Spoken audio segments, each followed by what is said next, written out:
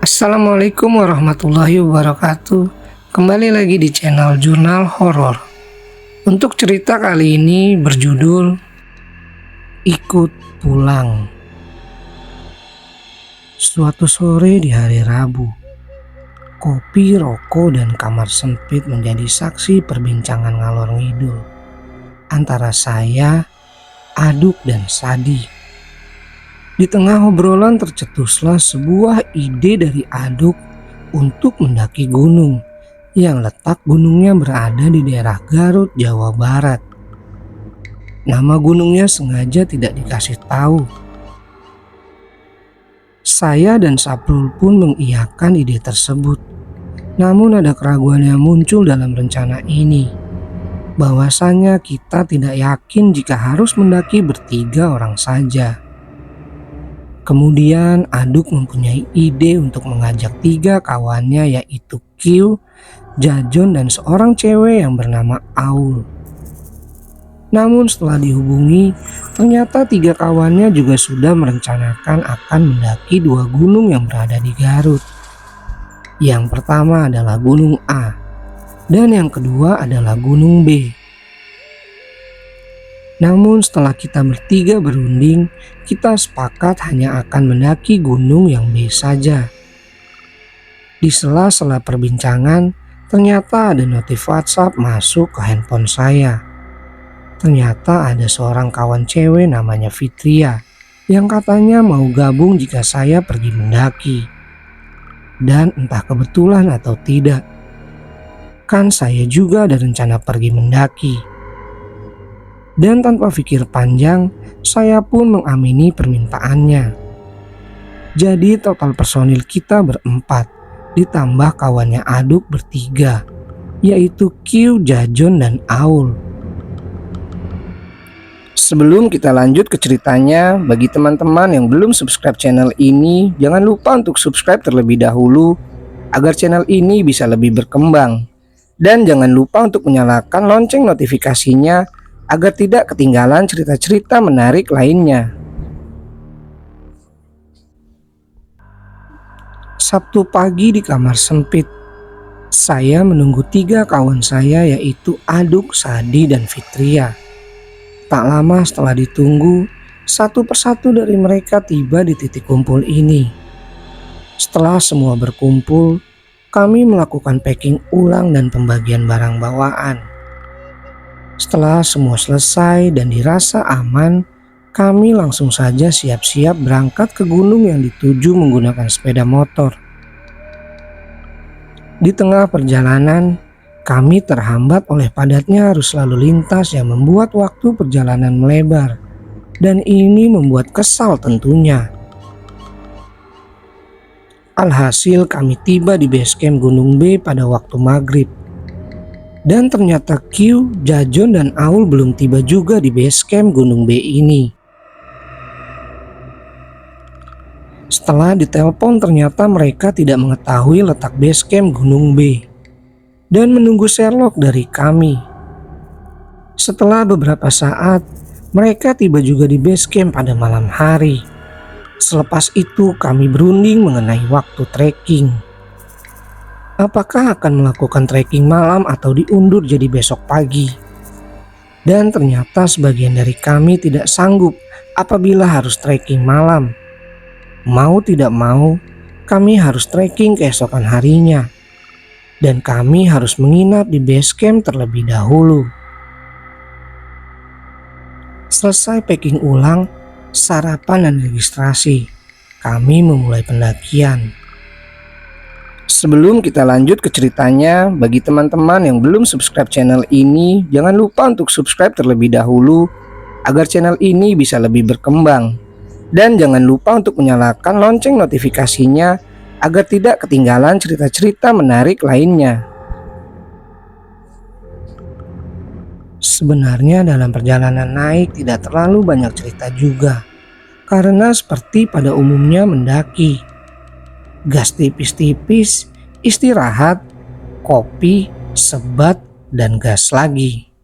Hingga akhirnya waktu menginjak sore hari, Kami sampai juga di tempat camp dan tanpa berlama-lama tenda segera didirikan. Walaupun kami bertujuh, kami memutuskan hanya mendirikan satu tenda saja yang berkapasitas 6 orang. Dan rencananya salah satu dari kami akan tidur di luar tenda. Ketika malam tiba, selesai makan, ngopi, dan berbincang-bincang dengan banyak kawan baru tentunya. Tiba-tiba kabut turun menyelimuti hutan gunung. Dan selang beberapa saat hujan menjatuhi bumi. Obrolan pun buyar dan satu persatu dari kami mulai memasuki tenda dan segera membuka sleeping bag masing-masing dan segera tidur. Rencananya saya yang akan tidur di luar tenda, lebih tepatnya di bagian depannya. Jam menunjukkan pukul 11 malam. Saya yang tidur di luar mulai merasakan hal yang aneh. Seperti ada yang berjalan mengelilingi tenda kami. Padahal situasi di luar sedang hujan dan saya pun penasaran dengan hal tersebut. Akhirnya saya intip dari balik lubang kecil di bagian tenda. Tiba-tiba suara itu menghilang dan kemudian saya hiraukan saja. Ketika saya akan menarik sleeping bag untuk kembali tidur, suara itu muncul lagi. Ketika dicek lagi dari lubang kecil, saya terkaget-kaget. Sosok hitam tinggi besar, matanya merah menyala, menyorot ke arah saya. Dia berdiri tepat di pinggir pohon besar. Saya terpaku mematung, mata tidak bisa berkedip beberapa saat. Hingga akhirnya sosok itu menghilang perlahan. Dan saya mulai lega dan kembali tarik sleeping bag. Mau tidur kembali pun susah. Pikiran berkecamuk terbayang-bayang sosok yang tadi. Berharap salah satu dari 6 kawan saya terbangun supaya ada teman untuk ngobrol. Nyatanya mereka malah tertidur pulas. Jam menunjukkan pukul 3 pagi dan saya masih belum bisa lanjut tidur. Dibayangi sosok yang tadi. Tiba-tiba di dalam tenda si Aduk memanggil saya. "Kul, antar aku pipis." Tanpa pikir panjang saya mengiyakan. "Hayu gas." Di luar hujan mulai reda, namun kabut masih saja menyelimuti. "Kul, pipisnya di sini boleh?" Aduk bertanya kepada saya sambil menunjuk ke arah pohon besar yang lebih tepatnya tempat di mana saya melihat sosok hitam besar di depan pohon itu. "Jangan di situ, Duk. Mending sebelah sana," kata saya sambil menunjuk semak-semak di belakang tenda. Saya berdiri di depan tenda dibarengi perasaan yang tidak karuan. Setelah beberapa saat Aduk muncul. Anehnya wajah dia pucat.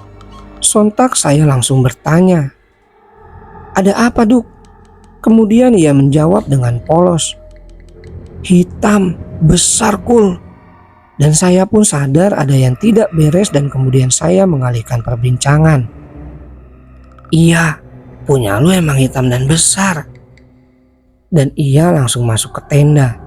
Ketika di dalam tenda Aduk bilang, "Kul, kayaknya gue gak akan bisa tidur. Mending ngopi lah," kata saya kepada Aduk sambil menyiapkan seperangkat alat kompor dan kopinya. Sambil ngopi saya dan Aduk berbincang hingga ujung-ujungnya kita malah curhat tentang hubungan. Ya sudahlah, sebenarnya saya malas curhat seperti ini. Tapi daripada tidak ada obrolan, ya mending curhat sambil sebat. Daripada sepi yang akan membuat suasana semakin mencekam. Terlarut dalam sebuah curhat yang membuat tak sadar bahwa waktu semakin mendekati pagi. Hingga akhirnya terdengar suara pendaki lain yang sudah terbangun dari tidur. Terlihat di luar tenda cahaya matahari mulai muncul dari balik pepohonan, walaupun masih diselimuti kabut. Senang tentunya ketika pagi tiba. Perasaan dibayangi sosok hitam lambat laun mulai terlupakan. Sadi, Jojo, Q, Aul dan Fitria Satu persatu dari mereka terbangun dari tidur lelapnya. Mereka kaget melihat saya dan Aduk sudah nongkrong di depan tenda sembari sebat.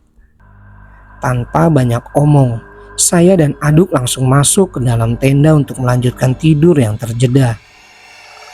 Lah, emang mau ngapain lagi? Mau foto-foto juga atau cuacanya malesin? Sekarang giliran kawan yang lain untuk beraktivitas, memasak untuk sarapan.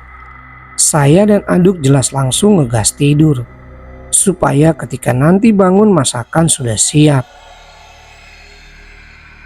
Tepat pukul 10 pagi, Jajon membangunkan saya dan Aduk dari tidur.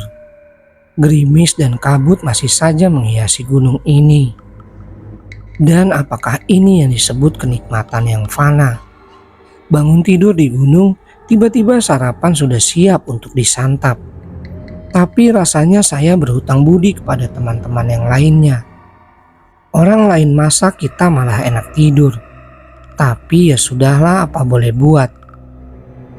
Setelah beres makan, kita berunding perihal kapan kita harus turun dari gunung. Apakah kita akan memaksakan turun hari ini juga dengan resiko kehujanan dan pandangan tertutup kabut, atau kita akan turun esok hari? Tapi setelah banyak mendengarkan masukan, kita akan turun setelah hujan reda dan selepas kabut menghilang.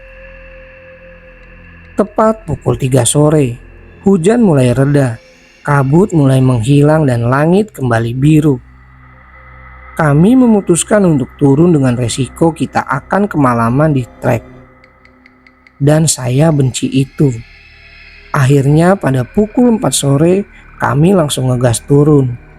Keadaan trek yang basah saat itu sangatlah menyulitkan kami. Terlebih ditambah dengan adanya akar yang apabila terinjak akan menjadi licin. Benar saja, sebelum menginjakan kaki di pos 3, terjadi sebuah insiden. Kaki Fitria terkilir karena menginjak akar. Langkah diperlambat, menyesuaikan gerak langkah kaki Fitria. Tak lama seusai insiden terkilirnya kaki Fitria, akhirnya kami tiba di pos 3 pada pukul 5:30 sore.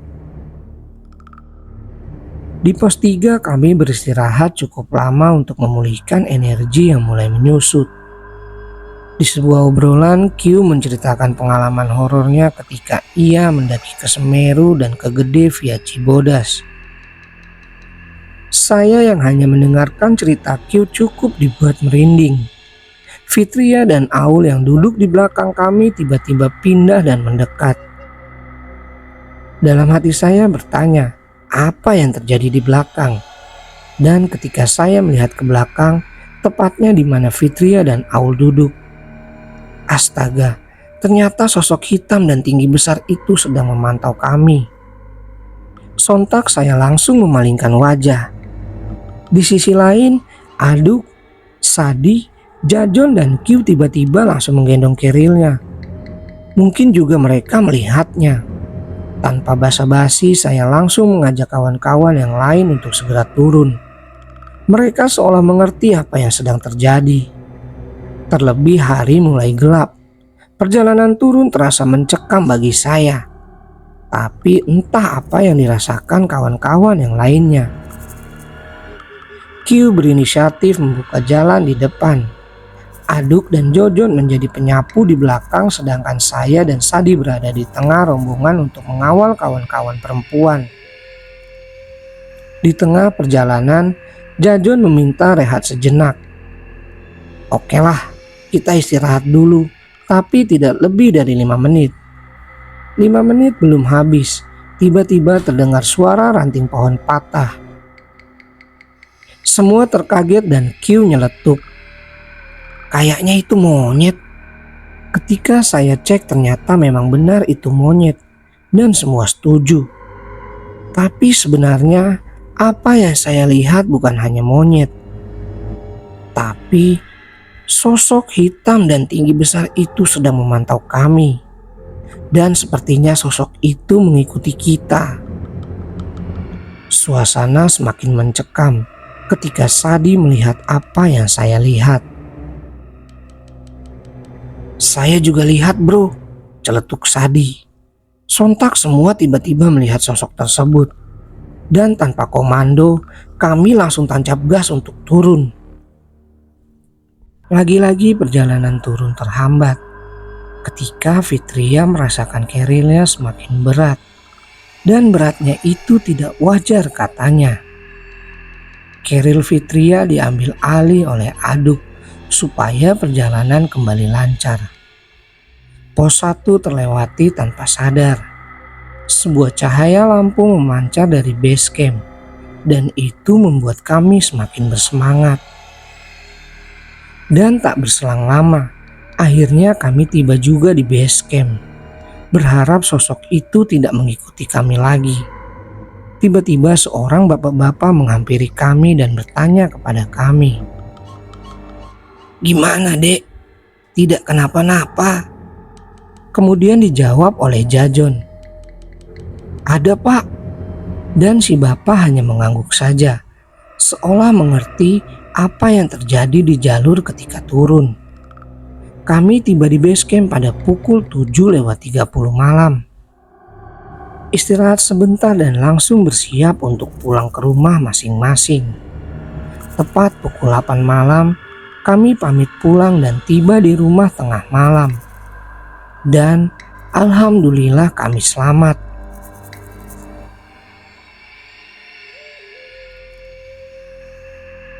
Oke teman-teman, sekian untuk cerita horor kali ini. Untuk teman-teman yang baru bergabung, jangan lupa untuk subscribe dan like channel ini. Serta nantikan cerita-cerita horor menarik selanjutnya di channel Jurnal Horor. Assalamualaikum warahmatullahi wabarakatuh.